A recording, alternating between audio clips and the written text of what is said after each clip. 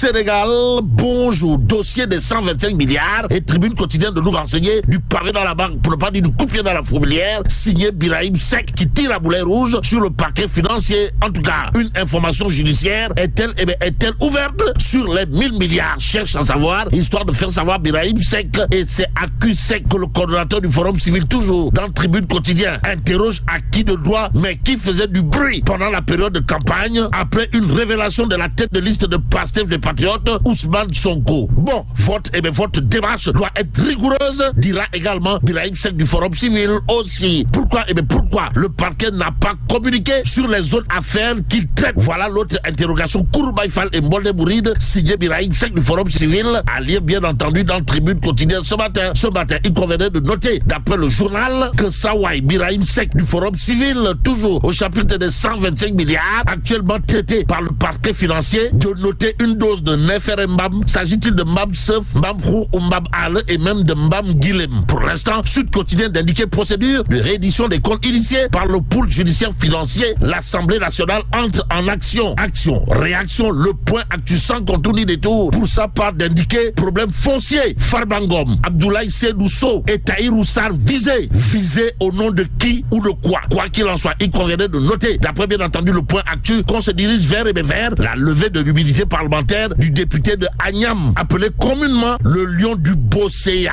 Bon, Abdoulaye Seydou Sow sous la menace d'une mise en accusation à cause de sa gestion du ministère de l'Urbanisme. Note également le point actu avant d'ajouter, cité dans la rétrocession de la maison du président de l'Assemblée nationale, Tahirou Sarr, dans l'œil du cyclone. Cependant, le Public quotidien de barrer sa une d'une interrogation Kourbaïfal et Mbolde Bouride, à savoir examen d'une affaire en instance, Farbangom ou le lion du Bosséa, l'ennemi à abattre. En tout cas, le Public quotidien de noter la conférence des présidents de l'Assemblée nationale convoquée ce mardi sur le calendrier de travail pour examen d'une affaire en instance. Aussi, le parquet financier aurait sollicité le ministère de la Justice pour entamer une procédure de levée de l'immunité parlementaire de l'honorable député Farbangom. Nous livre le quotidien Le Public, mais ce que rend public l'As quotidien porte sur un fait. Comprenez la célérité suspecte de l'Assemblée nationale autour de la levée de l'immunité parlementaire du lion du Bosséa, Farbangom en l'occurrence, d'où l'intérêt pour nous de prendre ce matin révélation. À la une du journal, on peut lire parquet financier, l'immunité parlementaire de l'honorable député Farbangom visé à la question de savoir si ça sent le Neferembam Mabrouk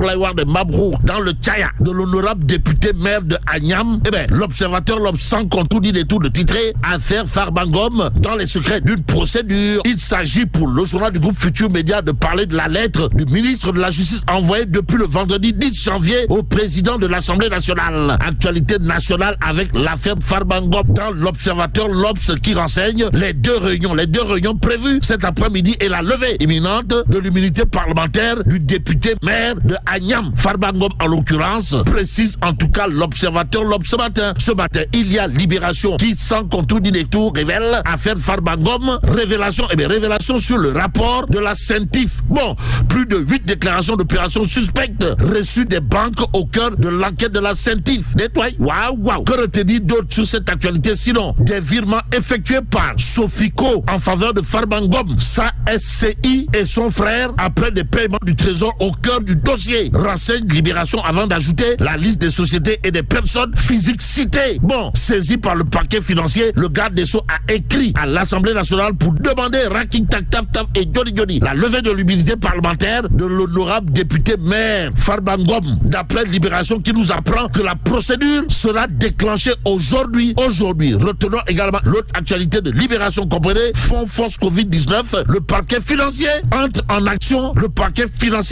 action. Ainsi, on se dirige vers une vague d'arrestation. Informe bien entendu Libération ce matin, ce qui nous permet de nous intéresser au cas Moustapha Diop, maire de Louguelo, dont le nom est inscrit en gros caractères dans le rapport Force Covid-19. En attendant Vox Populi, à propos justement de monsieur le député maire de Louguelo, d'indiquer mécompte de la campagne électorale, Sawai Moustapha Diop, plus que c'est de lui qu'il s'agit, visé par une plainte pour escroquerie.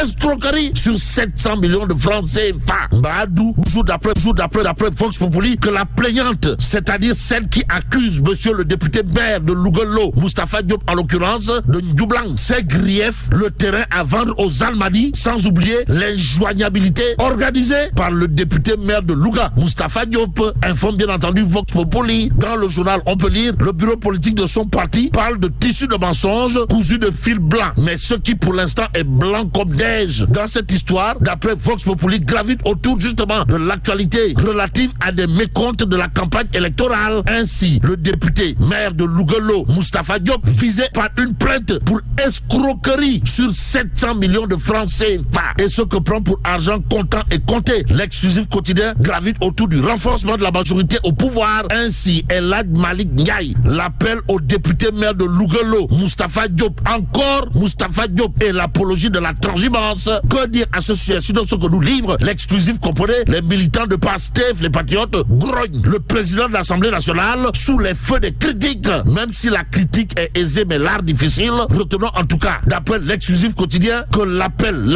au député maire de Louga-Lo, Moustapha Diop, de El Hadj Malick Ndiaye, président de l'Assemblée nationale, et l'apologie de la transhumance. Les militants de PASTEF, les patriotes, font du salatou ala dabi à Irlas contre le député maire de Louga-Lo. En attendant, intéressons-nous à Réumi Quotidien, le journal de révéler rapport de la Cour des comptes sur les finances publiques explosif. Nettoie, waouh. D'où l'intérêt pour nous de prendre 24 heures quotidien. Le journal, en tout cas, de révéler le rapport sur les finances publiques sur la table de Pros, l'apôtre du Bourroc, Ousmane Sonko, depuis dimanche 12 janvier 2025. En tout cas, alerte tsunami, c'est le titre qui bat la une de 24 heures. À l'heure actuelle, dans l'évidence quotidienne, c'est l'imam Ratib Mohamed Moustapha Diagne qui est en mode khutba. En tout cas, Mohamed Moustapha Diagne, coordonnateur de la coalition John, de déclarer dans l'évidence quotidienne: le Sénégal ne saurait être considéré comme un butin politique que peuvent se partager les vainqueurs d'une élection. Donc, les vainqueurs d'une élection qui se partagent un butin politique au nom de quoi? C'est l'interrogation de l'imam Ratib Mohamed Moustapha Diagne, si on en croit bien entendu l'évidence ce matin. De toute évidence, Tribune Quotidien, toujours au chapitre de la sortie du relou de l'imam Ratib Mohamed Moustapha Diagne de la coalition John, d'indiquer agrégat économique, l'organisation politique dirigée aujourd'hui par l'imam Ratib Mohamed Moustapha Diagne. Comprenez, la coalition John appelle à réorienter le débat sur la dette. Au même moment, dans Tribune Quotidien, il est question de la gestion de l'ARP. Et là, retenons un mémorandum à l'attention de monsieur le Premier ministre Ousmane Sonko pour restaurer la dignité de la profession de pharmacien. Mémorandum signé dans Tribune Quotidien, Dr Aminata Bey Diarra-Lo, pharmacienne de son état. Et en l'état, il est question pour cette dernière, dans le journal du groupe des médias, d'expliquer toutes les questions de moralité professionnelle, de rigueur et de compétences qui ont bâti la réglementation du secteur pharmaceutique du Sénégal par son vaillant père fondateur, au point d'en garder le flambeau aussi haut que ne l'aurait espéré un système pharmaceutique d'un pays d'Afrique de l'Ouest francophone, sont en train d'être foulés aux pieds à tout point de vue, au vu de cette situation relevée dans un mémorandum adressé au chef du gouvernement Ousmane Sonko, intitulé Restaurer la dignité de la profession de pharmacien. Dans le Tribune Quotidien, l'auteur, comprenait Dr Aminata Bey Diarra-Lo, pharmacienne de son état, de revenir en long et en large sur la lettre au gouvernement du Sénégal adressée par l'honorable député Guy Marius Sagna de la 15e législature, passant au crible la situation d'une profession. Bon, la gravité de la situation dans la gestion de l'Agence sénégalaise de réglementation pharmaceutique, cette institution-là qui est chargée de réglementer et de réguler le médicament, les autres produits de santé, la pharmacie, les professions qui lui sont annexes et par conséquent le secteur pharmaceutique dans sa globalité. Bon, et en d'autres termes, elle a comme mission principale d'assurer la qualité des médicaments disponibles. Signé Dr Aminata Bey Diarra-Lo, à lire dans Tribune Quotidien ce matin. Ce matin, il conviendrait de terminer avec Antenne Quotidien. Le journal, en tout cas, de nous apprendre, malgré ces 600 000 francs d'indemnité, monsieur le DG de la date se tape un véhicule de 90 millions de francs CFA sur les fonds de la société. Et là, Béla Tidong de Tchéi Allah. Bon, que Dieu préserve le Sénégal.